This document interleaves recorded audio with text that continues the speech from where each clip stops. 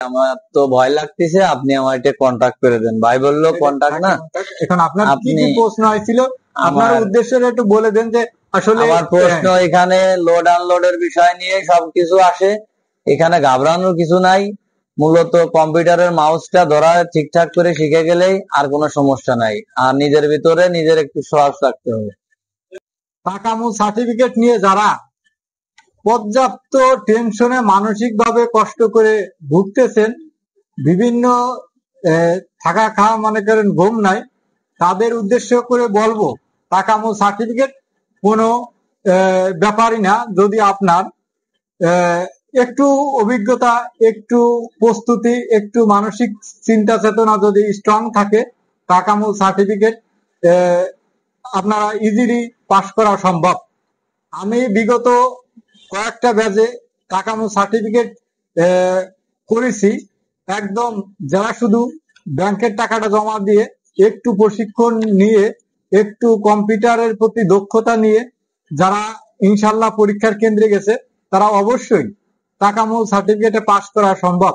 আমি আমার সাথে একজন অভিজ্ঞ ভাই, যে অবশ্যই মোহাম্মদ আসলাম ভাই, তার মুখ থেকে আমরা শুনবো আসলে টাকামু পাস করা কঠিন না বিশাল কিছু। যেটা মনে করছিল সে, যে প্রথম আসলাম ভাই আপনি তো প্রথম আমাকে বলছিলেন যে ভাই এটি আসলে সম্ভব না, আপনি এই কন্ট্রাক্টের মাধ্যমে করা যায় কিনা, আপনি এই যে চিন্তা চেতনা। আমি আপনার একটা জিনিসই বুঝাইছিলাম যে ভাই এটি আসলে আহামরি ব্যাপার না, একটু প্রশিক্ষণ আর একটু দক্ষতা নিলে আপনার মুখ থেকে আমরা শুনবো যে ভাই এই টাকামু সার্টিফিকেটটা কি করলে পাওয়া যায়। আর সবার উদ্দেশ্য আপনার, যেহেতু আপনি আজ এই সার্টিফিকেটটার মালিক, আপনি অবশ্যই সবাই দেখাই দেন যে আপনারা আসলে সামান্য একটু এক্সপিরিয়েন্স থাকলে এটা পাওয়া যায়। এখন আপনার কি কি প্রশ্ন হয়েছিল, আপনি যদি সোলোলি সবাই একটু বলেন, যেহেতু আপনার কথা জানি অনেক লোক দেখা যায় কি পাও যাবে টাকা ছাড়া আপনার এই কেন্দ্রে যাবে। আপনার কি কি প্রশ্ন হয়েছিল সবার উদ্দেশ্য যদি করে আপনি একটু বলতেন। আসসালামু আলাইকুম। আমি ভাইয়ের কাছে আসি, ভাই আমাকে অনলাইনে আবেদন করে দেয়, দেওয়ার পরে আমি বাইরে বলেছিলাম ভাই এখানে এখন আমরা আপনারা একটু বলতে চাচ্ছিলি যদি সবাই বলেন যে আসলে কোন কোয়ালিটির প্রশ্নটা আপনারা দিচ্ছি। প্রশ্ন আসছিল যে মালামাল কিভাবে, মালামাল একটা প্রথম প্রশ্নটাই আসছিল যে পচনকৃত মাল কিভাবে রাখা যায়, এইটা আসছিল। আর একটা দ্বিতীয় প্রশ্ন আসছিল যে বৈধ মানে মালের ভিতরে মানে পচনীয় মাল কোনটি আর কোনটি পচনীয় না, এরকম একটা প্রশ্ন আসছিল। তারপরে আসছিল আপনার হেলমেটের একটা প্রশ্ন, হেলমেটের ছবি দিয়ে আসছিল, এখানে লেখা ছিল হেলমেট কেন ব্যবহার করা হয়, মাথার সুরক্ষার জন্য। এইরকম একটা প্রশ্ন আসলো। তারপরে আসছিল মাস্কের প্রশ্ন আসলো, মাস্ক পরিদর্শন, মাস্ক কেন পরা হয়, এইরকমের প্রশ্ন সব লোড আনলোডের ভিতর থেকে আসছিল। যেহেতু কথা বলবো মোটামুটি পার যে আপনার এই যে লোড আনলোড, আসলে লোড আনলোডের ব্যতিরিক্ত তো মনে হয় কোনো না, এর বাইরে কোনো কিছু আসছিল না। যে মানে টোটাল মানে আমার তো মনে হয় আপনার যেগুলো আমরা মানে বিগত যে প্র্যাকটিস করেছেন, মানে যেগুলো পড়াইছিলাম হয়তো একটু এদিক ওদিক করে মোটামুটি আসে, তাছাড়া লোড আনলোডের মধ্যে ভাই যেগুলো আমাকে বলে দিছিল, শিখে দিছিল, বলেছিল এরকমের, তার ভিতর থেকে আসছিল, একটু ঘুরে পেঁচাইয়ে দিছিল, এটা নিজে বুঝে নিতে। এক প্রশ্ন তো আর প্রতিদিন নিজে বুঝে নিলে আল্লাহর রহমতে পাস করা সম্ভব। কোন কন্ট্রাক্টের বাদে আপনারা পাস করতে পারবেন, কোনো সমস্যা নাই আলহামদুলিল্লাহ।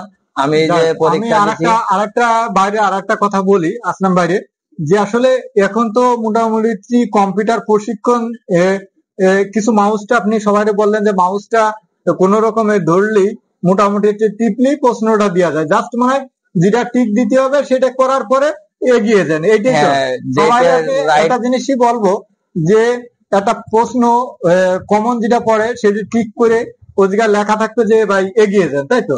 এটা পরে নেক্সট আবার একটা প্রশ্ন হবে। এখন যাই দর্শক তো আপনার মানে 15টা প্রশ্ন না ভাই? জি 15টা প্রশ্নের মধ্যে আপনারা অ্যান্সার করার পরে তারপরে কি ভাই বাই বাই কি হলো ভাই? বাই যে ওখানে প্রথম সেফটি কাপড় পরা হলো, পরার পরে লটারি হয়, লটারিতে যে নাম্বার ওঠে সেই নাম্বার অনুযায়ী কাজ। দেখা যাচ্ছে যে কারোর কাজ আসে যে এরকম 40 নাম্বার এলো, 40 নম্বরের কাজ থাকে কিভাবে মাল এক স্থান থেকে আর এক স্থানে নেবে, ভারী মাল কিভাবে বহন করবে। তখন সেই ক্ষেত্রে হ্যান্ড ট্রলি আছে, ট্রলিতে করে মাল বহন করতে হবে, ওইটা দেখাইতে হয়। আবার কারো যে কাছের দ্রব্য কিভাবে গাড়িতে লোড করতে হবে, ওইটা কার্টুন বন্দি করে নিতে হবে, ওইরকম দেখাতে হয়। ওইটা ওইরকম করে ট্রলির পারে করে সাজায় রাখতে হয়। পরে স্যারেরা যায় বলে যে তোমার প্রশ্নটা কি আসছিল, তখন স্যারের ঠিক অ্যান্সার দিতে হয়। দেওয়ার পরে স্যার বলে যে ছবি তুলে নেয়, ছবি তোলার পরে যেখানের মাল সেখানে রাখে চলে আসতে হয়। এরপরে কি ওই পরীক্ষাটার পরে কি আর কোনো পরীক্ষা হ্যাঁ, আছে? পরীক্ষার পরে আর পরীক্ষা নেই, ওইখান থেকে নিয়ে আসে আর এক রুমে নিয়ে আসে, সবাই একটা করে পাসপোর্ট, সবচেয়ে মূল কথা মূল পাসপোর্ট সাথে করে নিয়ে যেতে হবে। আমি মূল পাসপোর্ট আর একটা ওই জায়গার কাগজ ধরে রাখার পরে ছবিটাকে ছবি তোলার পরে চলে আসতে হয়। আমি সবাইকে বলবো যে আপনারা পরীক্ষা দেওয়ার আগেই আপনাদের মূল পাসপোর্টটা অবশ্যই সাথে নিয়ে যেতে হবে, আর পাসপোর্টের একটা কপি আর এক কপি ছবি, এই তিনটা জিনিস অবশ্যই আপনারা বলবেন না। আর আসলাম ভাই যে কথাটা বললো খুবই মূল্যবান। আসলাম ভাই আহামরি আপনার কিন্তু কেমএ পাস না, মনে করেন মাস্টার্স কমপ্লিট না, সেও আমাদের মতন এই কোন রকমের মোটামুটি শিক্ষিত, যেটুকু মোটামুটি একটু দেখাশোনা পড়তে পারে। এগুলো আপনারাও যারা মোটামুটি একটু রিডিং পড়তে পারেন, আশা করি 100% আশা করি যে আপনারা টাকা ছাড়া পাস করবেন। আসলাম ভাইয়ের কথা তো অবশ্যই শুনছেন।